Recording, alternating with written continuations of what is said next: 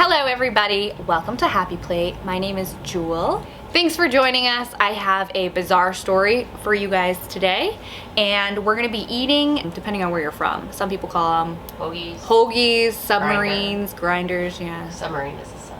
Whatever. Chicken finger, because you can't go wrong with that. We got steak and cheese, we've got some onion rings, we have some french fries. Well, first, I'm gonna give you a synopsis of our story today, okay? So you know how like twins, they have like this connection with each other that's like on a whole nother level, like psyche, mental, physical, they can feel each other's pain and you know, all that craziness. Right. Have you ever heard of this syndrome called folie à deux? Kind of like a manic episode that's shared between multiple people. Sort of, yeah, actually. And there's another name for it called shared delusion disorder. Yeah. Yes. Folie à deux is French for a shared madness. So the twins that we're going to talk about today are Sabina and Ursula Eriksson. They are Swedish twins. It's a very rare syndrome, but they were definitely victims of it. It's a bizarre story. So let's get some food in our belly so we can jump in. Here we go, first bites.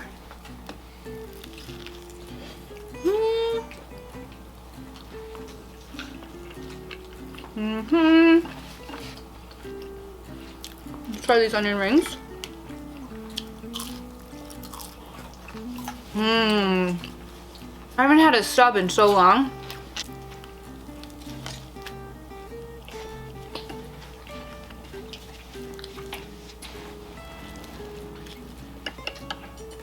Oh, these fries are good.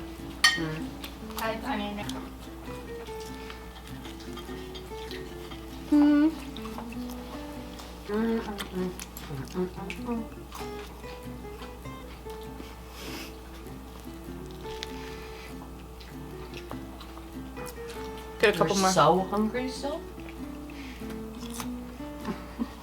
Starving.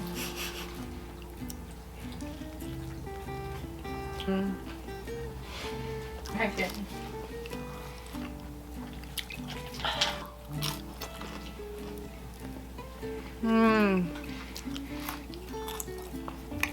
Can't stop eating. One more fry.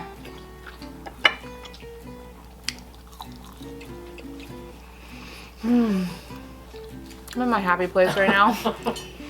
Happy place, happy place. Oh! Alright, so this story, we actually don't go too far back in history, like most of our stories. We're only going back until 2008, which kind of doesn't seem that long ago, but it sort of is. It's like, what, 14 years ago? The Swedish twins. There's Ursula and there's Sabina. Ursula actually lived in the United States, and she went to visit her twin sister, Sabina, in Ireland. It's May 16th, 2008, and for whatever reason, they just woke up one day and they decided that they were going to England. They go on their way, just the two of them. They end up in Liverpool, England first. And upon arrival, they went straight to a police station. They wanted to report some sort of concern for Sabina's children back in Ireland. So the police then call the Dublin police and they, you know, request a welfare check to go check on our children. That was it. They left the police station, so they hop a coach bus. So on the bus, they started acting kind of weird, a little bit erratic, and they were like clenching their bags. The bus staff were asking about it, and they refused to tell them what was in it. They wouldn't let them search it. They wouldn't let them check it. They just got really weird about their bags. The bus driver was kind of concerned over their behavior. So, but he just kept going, and then they were insisting that the bus driver actually pull over because they said they weren't feeling well all of a sudden. So the bus driver's like, yeah, sure, okay, let's stop at this rest stop. And he pulls off on at a rest stop, and they get off, and he doesn't let them back on. And he's like, they're just acting so strange, you're not allowed back on. And the coach bus leaves. So now they're left at this rest stop. Now they're still being really, really weird. And the manager of the rest stop, she actually ends up calling the police because they're being so strange. The police show up, they interview each one of them. They determine that both of the sisters just seem totally normal. They were fine, so they let them go, and the police left. The women decide to go by foot. They are going to continue on to try and get to London. So now they're walking on the M6, which is like one of the busiest highways in England. and they're by foot. So there's actually CCTV footage of them like disrupting traffic. They're walking in the median. At one point, Sabina gets clipped by a car. And so naturally, motorists are calling the police. So the police show up, the highway patrol show up. So it was actually kind of interesting because when one of the police cars showed up, they happened to have a film crew with them because they were filming like the British version of Cops. There's footage of this cop car like pulling off on the side of the highway, and in front of the cop car, there's a policeman who's talking to both of the women on the shoulder of the highway. So cars are still kind of driving by, and it's so bizarre. They're just kind of like this, like, doo-doo-doo. You would think that they were just exchanging, like, maybe there was a little accident, they were exchanging, like, information. You would never think that they, like, Sabina had just got clipped by a car. All of a sudden, while the policeman is talking to both of the sisters, Ursula darts out into traffic, and he grabs her coat, and her coat just comes off. She runs into traffic and gets hit by a box truck. And you see, like, I don't know if it was like a piece of clothing or something, or shoes going flying from the truck. And then in the meantime, like right after she darts out, Sabina, she runs out too. She gets hit by a Volkswagen, and she like somersaults up the hood, smashes into the windshield, and ends up in like the third lane. So both of the women, just back to back, just ran out into traffic, like out of nowhere. So Ursula, the one that got hit by the box truck, she got like sucked under the tire, and both of her legs were crushed, and she had like multiple compound fractures. So she was like down for the count. But she was still lucid, so she was awake, and so the police are like leaning down trying to like help her, and she's screaming at them, she's spitting in their face, and she's like, police, help, help. And meanwhile they're like hovering over her, like trying to calm her down. They're like, we are the police, and she's like, no you're not, you're fake, and she's freaking out. Wow. So meanwhile, her sister Sabina, she actually lost consciousness for like 15 minutes. She was out. Hit by a car on the highway. Yeah, you would think, I know. At least well, Ursula got hit by a box truck, and she crushed both legs, and she's still fighting back from the ground. Yeah. So Sabina's unconscious for 15 minutes, and then she starts kind of coming to, and she opens her eyes, and legit straight up out of a movie, she just like rises to her feet like nothing happened. Like a zombie. So freaky. It's so bizarre. She gets up, and then the cop that's by her, he's kind of like, whoa, whoa, whoa, whoa. She runs across into the other side of the highway, like clearly trying to jump in front of another vehicle, right?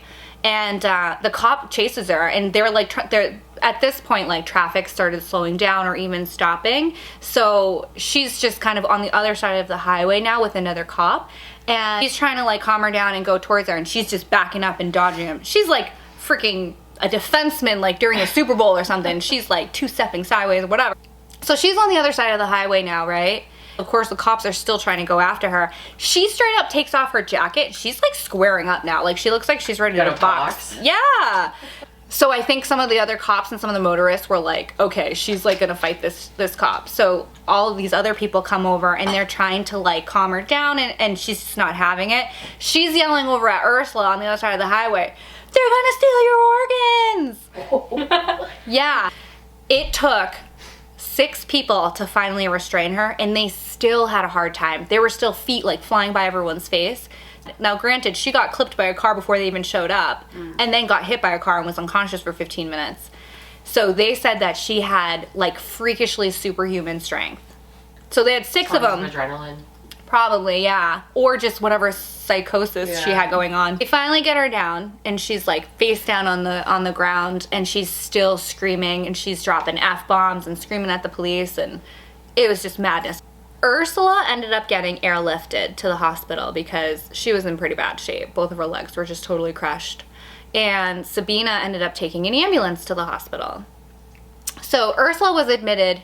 Sabina, since she was still like trying to fight police, she was just getting checked out, mental health check and everything. After all of Sabina's examinations were done, they determined she was clear to be discharged, which blows my mind. That's like, discharged her? Yeah, so they let her leave the hospital, but of course she immediately got detained by police.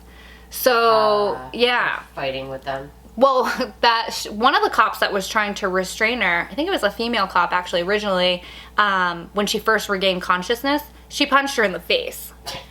After she gets hit by a car and punches the cop in the face. Yeah. So of course she was, gonna get arrested. She pled guilty to trespassing on a motorway and assault on a police officer. And they sentenced her to 1 day. And they considered her day in the hospital as time served. So like a few hours? Yeah. So she just was released basically. Wow. Yeah. So Ursula, she's like gone. She's gonna be in the hospital for a while. She like really messed herself up. So Sabina now is released, but she's in like this strange city. She's walking by foot. She doesn't have a vehicle. So she has just her plastic bag that they put her stuff back in a bag. Apparently they had like a bunch of like cell phones and over $1,000 in cash. That's probably why they were hiding their bag on the bus, but. That's so weird to, like, that's what they packed for a trip. Yeah. They seem very paranoid. 100% they were paranoid. Yeah, I agree. It gets weirder. Let me eat a little bit. Did you eat enough? Not me.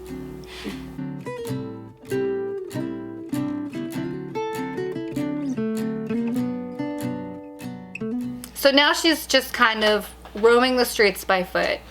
She comes across these two men and a dog. They were just walking back from a pub, and she's like, oh, can I pet your dog? And she goes up and she's petting the dog, of course, because the dog is like the perfect segue to like talk to people. Yeah, like to get in with strangers. So these two guys, their names were Peter Malloy and Glenn Hollingshead. He was the one who actually owned the dog. She starts talking to them and she's asking them, where's the closest hotel or bed and breakfast? Because she has nowhere to go, right? She starts telling them like, oh, my sister's in the hospital. I don't know where she is. I'm trying to find her. And of course, they're like taking pity on her, right? So Glenn feels bad for her and he says, listen, you know what? You can come to my home and rest there and I'll help you call around and look for your sister. They go back to Glenn's house. So it's kind of later on at night at this point. And once they get there, she starts acting really bizarre again. She's pacing, she's going to the window and she's like peeking out the window, like looking both ways, almost as if she was scared that they were followed. So super paranoid. And then she offers them each a cigarette. And right before they go to light it, she snatches it like out of their hands and out of their mouth and takes it back and puts it back in her pack. And she's like, well, those might be poisoned. Meanwhile, she's like smoking. But and then it got late, so like just before midnight, Peter goes back to his own home and he leaves the two of them. The next day, Glenn does what he says. He starts calling around, trying to help Sabina find her sister, find out what hospital she's at. And they get through most of the day. So now it's like the evening and Glenn wants to make some tea for them. So he goes out to get some tea from his neighbor. He gives him the tea. Okay, see you later. He goes back to his own home. Less than a minute later, he stumbles out of his home, bleeding from the head. The neighbor was still there and saw him. Glenn looks at his neighbor and he says, she stabbed me. And those were the last words he ever said. He died. She stabbed him 4 times in the head with a kitchen knife. So the neighbor, of course, calls the police right away. And meanwhile, Sabina runs out of Glenn's home and now she's on the run again and the police are after her. She was running with a hammer in her hand and people saw her hitting herself in the head with a hammer. And so one motorist like stopped her, he's trying to help her, and she pulls a roof tile out of her pocket and hits him in the head and takes off. A roof tile? A roof tile. Where do you get a roof tile? Eventually she gets to like an overpass, so she's at a bridge, right? And she knows the police are after her at this point, and she also just stabbed a man in the head 4 times. So she jumps off of the bridge 40 feet and breaks both of her ankles and fractures her skull. But it didn't kill her. Of course. Did she get up and run away? She didn't get up and run away. But the police did get to her. She ended up going to the hospital, and she spent a few months in the hospital. So this happened in May, and she was in the hospital until September when both of the sisters were discharged from the hospital in that September. Ursula was released, and it said that she actually went back to the United States. And then there's nothing, like never to be heard from again. And when Sabina got released, again, she immediately got taken into custody. She got arrested. And she actually pled guilty to manslaughter.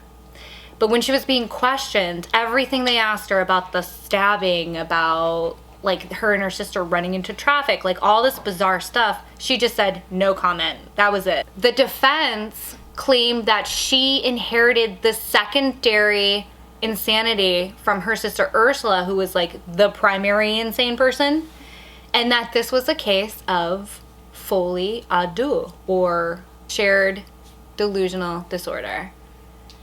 But why was Ursula the main one? Yeah, she was... Because it worked for the defense's story. As her defense was that she was insane at the time, which they did say during the trial, though she wasn't insane, and she still didn't answer any questions. I mean, those actions aren't of a sane person, doing all that. Definitely Like, not. I would think drugs if it didn't last for so long. Yeah, so that was the other thing, is they had talk screens and everything ran when they were at the hospital, and they were both totally clean. Yeah. So the defense totally was blaming Ursula. Sabina just was the victim of the shared psychosis. That was the defense's story, and the court went with it. And she was sentenced to 5 years in prison. 5 for killing someone. Yeah, that's insane. She served 2.5. That's even worse. Yeah. So she was released, and it's said that she actually ended up going back to Sweden. She was married. She had a couple kids too. So it's be really interesting to find out what actually happened to them after the fact, because somehow they just fell off of the internet. Like They changed their names. Oh. After she was released and she goes back to Sweden, they did look into both of their past, and neither of them had a criminal record. Neither of them ever had any history of any type of mental illness at all. A few years later, some footage was leaked, and it's actually of 2 policemen on the side of the highway that day when they were running into traffic. And they're like, "Man, we should give them a 136. Yeah, she's under arrest at the moment. Well, 136 if she is. Well, she needs to be for if nothing else, for going on the carriageway and for her own safety. It's part of the Mental Health Act, stating that police can actually hold people for a longer period of time for mental health reasons.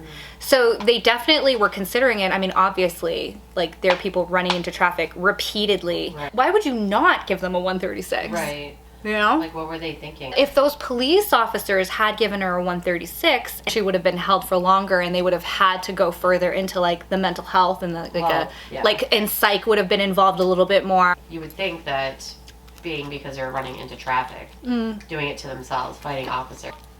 They say when she got to the hospital and when she got to jail, she was like cool, calm, and collected, cracking jokes with them.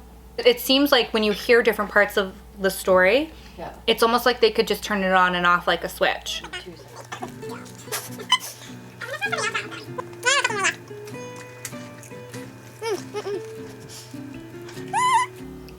Last bite. Look at my cat's following.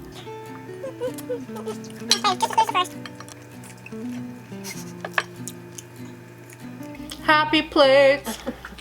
So the cops that were caught on, like, in that footage talking about the 136, they got a lot of backlash. The police wouldn't let the show air that clip because, of course, like, everything that unfolded afterwards. But how crazy is this shared delusional disorder? I know, it seems weird because, I mean, if they were perfectly normal, healthy women prior to, that means it can happen to anyone. Usually the folie à deux, it's like between people who are really, really close, or like really close loved ones. I understand why like that would happen to twins, but like just the whole idea of being just like totally lucid and fine, and then someone you're really close with is going through some sort of like psychosis, and then you catch it like that. All right, everybody, that was the story of the Erickson twins. I hope you enjoyed it. If you did, give it a thumbs up. If you want to hear another great story next Thursday, then make sure you subscribe to Happy Plate and leave us any comments if there's a story you want us to cover. And in the meantime, I'm going to eat my ice cream sandwich. See you next time.